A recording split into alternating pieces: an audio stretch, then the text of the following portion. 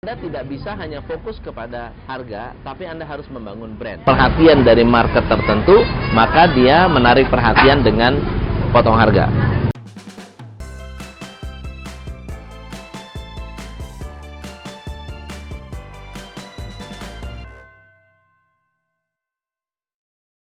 Hai, saya Tom MC Flip, founder Top Coach Indonesia. Teman-teman, ada banyak sekali pertanyaan yang cukup menarik untuk perusahaan-perusahaan yang mengalami perang harga. Perang harga itu memang sesuatu yang menyebalkan, yang bikin kesel, bikin otak pusing tujuh keliling, customer banyak yang komplain, customer akan hilang. Tetapi sebetulnya perang harga adalah salah satu strategi tercepat untuk menghancurkan bisnis. Semakin Anda hidup dari perang harga, Anda akan mati karena perang harga. Nah, kita akan belajar 2 poin penting hari ini. Saya akan mengajarkan 7 alasan kenapa bisnis perang harga, dan 10 strategi bagaimana cara menghindari perang harga atau bagaimana cara merespons perang harga. Yang pertama, perang harga terjadi karena minim diferensiasi. Minim diferensiasi artinya di sini ada tukang ketan bakar, ketan bakar, ketan bakar, ketan bakar, ketan bakar. Semuanya ketan bakar oncom, ketan bakar kelapa, sama. Ya, minim diferensiasi. Kalau memang kondisinya customernya itu sangat sensitif dengan harga, maka customer akan cek, kamu harga berapa, kamu harga berapa, kamu harga berapa. Kalau customernya tidak sensitif harga, itu nggak ada masalah. Yang kedua adalah karena ada perusahaan yang ingin melakukan penetrasi pasar. Penetrasi pasar itu apa? Karena pengen memulai satu bisnis baru, atau karena ingin mendapatkan perhatian dari market tertentu, maka dia menarik perhatian dengan potong harga. Sama seperti waktu pertama kali Gojek, Grab, Uber ingin menarik perhatian masyarakat dengan harga murah. Subsidi pun mereka lakukan, ya, untuk bersaing dengan ojek di pinggir jalan. Itu sama saja melakukan yang namanya penetrasi. Alasan yang ketiga adalah oligopoli. Oligopoli artinya ada kompetisinya sedikit, dia lagi, sehingga kalau nggak pergi ke tempat kamu, tempat dia, kalau nggak dia ke kamu, gitu. Jadi gimana caranya supaya bisa bersaing? Mereka akan memainkan harga. Yang keempat adalah karena overstock. Bisnis-bisnis yang overstock artinya kelebihan barang, kelebihan stok, barangnya terlalu numpuk, lalu kemudian ada market. Karena ada market, ingin cepat-cepat menguangkan produk tersebut, maka melakukan yang namanya banting harga.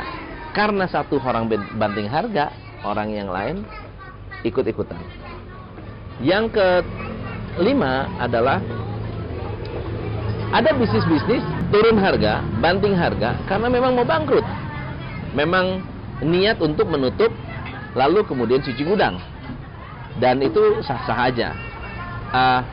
Mereka harus meningkatkan volume, mereka harus meningkatkan penjualan hanya dengan menurunkan harga karena keterbatasan waktu.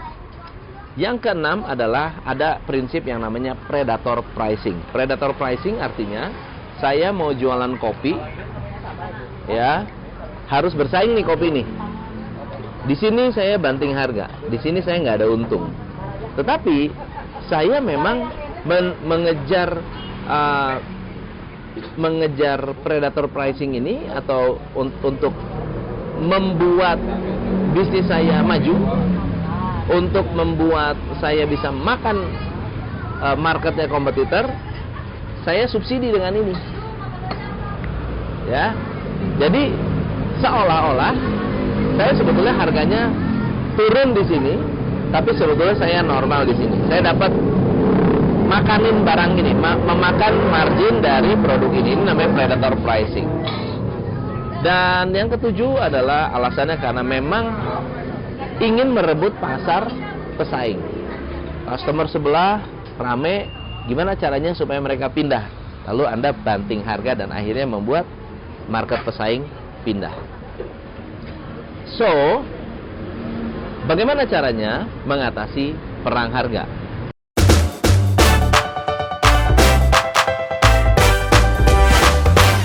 Mengatasi perang harga, nomor satu, Anda harus menyelamatkan margin.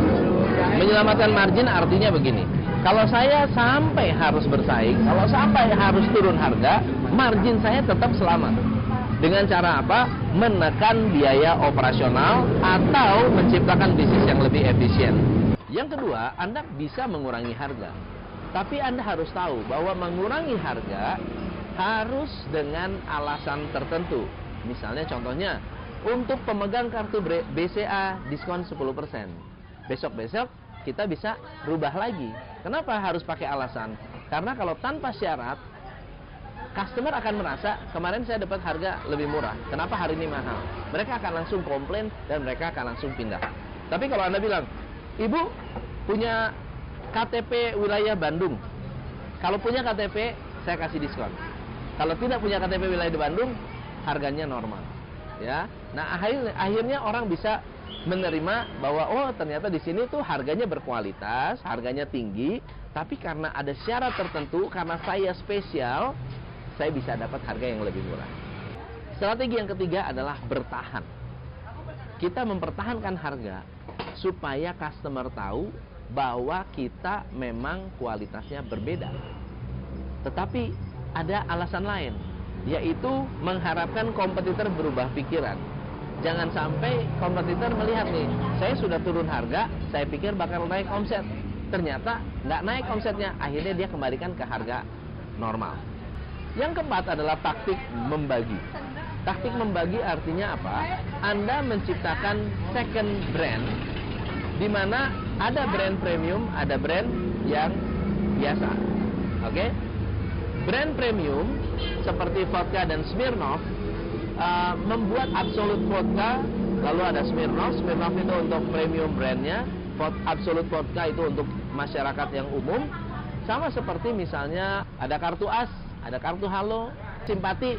Itu semua adalah cara untuk melawan atau menciptakan second brand. Produknya sama loh, chipnya sama, tapi diciptakan fasilitas yang berbeda untuk memasarkan ke market yang berbeda. Yang kelima, meningkatkan kualitas, terutama kualitas SDM. Anda mungkin bisa jual produk yang sama, jual barang yang sama, tetapi kalau SDM-nya berbeda, ternyata customer bisa memaklumi harga yang mahal. Kalau SDM-nya itu berkualitas, bisa memaklumi harga yang mahal. Kita bisa ambil contoh, Singapore Airlines dengan pelayanan yang seperti itu, harga mahal masih tetap luar biasa, masih tetap diantri. Jadi meningkatkan kualitas, lakukan training-training kepada karyawan agar karyawan Anda lebih bisa mendapatkan hasil kualitas customer service yang disukai oleh customer. Yang keenam, saya rekomen Anda melakukan yang namanya riset. Riset itu artinya apa? Anda harus bisa mencari apakah ada market yang mau dan bersedia membayar harga mahal. Kebanyakan dari kita reaktif, kita nggak ada waktu untuk melakukan riset. Padahal sebetulnya kalau kita mau riset sedikit, ternyata ada loh pangsa pasar yang lebih mahal, ada loh customer yang tidak mau bersaing harga, ada loh customer yang memang ingin memfokuskan kepada kualitas. Caranya gimana? Anda lihat customer Anda. Top 20% customer Anda rata-rata tidak mau bersaing harga, tidak memusingkan harga. 80% customer Anda adalah customer yang saingan harga, senang dengan harga murah. Fokuskan kepada yang top 20%. Kenapa? Karena top 20% customer Anda memberikan kontribusi 80% profit. Yang ketujuh, kalau Anda ingin bersaing, tambahkan nilai. Saya ambil contoh ya, ada sebuah perusahaan sama-sama restoran, tetapi ketika bersaing harga, mereka menambahkan sebuah nilai. Mereka memberikan misalnya gratis permen, mereka memberikan playground untuk anak-anak, mereka memberikan gratis kerupuk. Kerupuknya boleh makan free. Apa yang terjadi ketika kerupuk boleh dimakan free, orang akan suka banget karena mereka merasa ada nilai tambah. Di tempat lain kerupuk bayar, di sini kerupuk gratis. Padahal harga kerupuk sangat-sangat murah. Jadi berikan nilai tambah atau tambahkan nilai di dalam produk Anda. Yang kedelapan, saya merekomen Anda yang bersaing harga untuk heboh beriklan.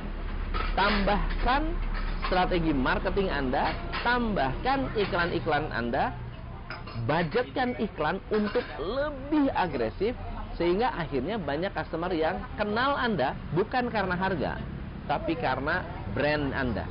Yang kesembilan, ketika Anda bersaing harga, pikirkan satu fitur atau benefit yang Anda ingin tonjolkan. Misalnya kalau Anda adalah bengkel motor, ya, Anda nggak mau bersaing harga, Anda fokuskan satu fitur yang membuat Anda bisa bersaing. Misalnya contohnya ahlinya ganti oli, jagonya ganti oli. Makanya fokusnya ganti oli, ganti oli, ganti oli. Tetapi Anda fokus jagonya apa. Itu adalah salah satu cara agar Anda terlepas dari persaingan harga. Dan yang terakhir adalah Anda tidak bisa hanya fokus kepada harga, tapi Anda harus membangun brand. Brand itu apa sih? Persepsi masyarakat tentang brand Anda, tentang diri Anda. Apa yang dikatakan market kepada Anda, apa yang orang ingat tentang brand Anda, apa yang orang rasakan tentang brand Anda. Ini lebih mahal dan lebih powerful daripada sekedar harga. Karena banyak perusahaan di luar sana mencoba untuk menghajar perusahaan-perusahaan yang harganya mahal, seperti contohnya Garuda. Garuda itu terkenal mahal. Lalu ada airline-airline baru yang banting-bantingan harga. Airline-airline yang masih bertahan saat ini masih Garuda. Dengan segala kemelut Garuda, dengan segala problem Garuda, Garuda tetap bertahan. Artinya customer masih tetap memilih Garuda. Garuda tambah rame. Tapi airline-airline yang banting harga satu-satu berguguran. Paling hari ini cuma ada 2 airline yang besar, Lion Air dan Garuda. Yang lainnya siapa mana? Air Asia nggak kedengaran. Airline lain, Adam Air nggak kedengaran. Ya, Sriwijaya sudah diakuisisi sama Garuda. Batavia, Merpati, Burok, dan seterusnya itu semua. Mandala udah hilang, udah nggak ada. Jadi airline murah kalah lawan airline yang memang memiliki margin yang bagus. Jadi teman-teman, semoga bermanfaat. Dan ini adalah sebuah pelajaran untuk Anda. Sharing ke teman-teman Anda. Jangan lupa like, subscribe, dan komen apa yang Anda suka dari video ini. Saya Tom MC Play, salam mencerahan. Hanya di Top Coach Indonesia.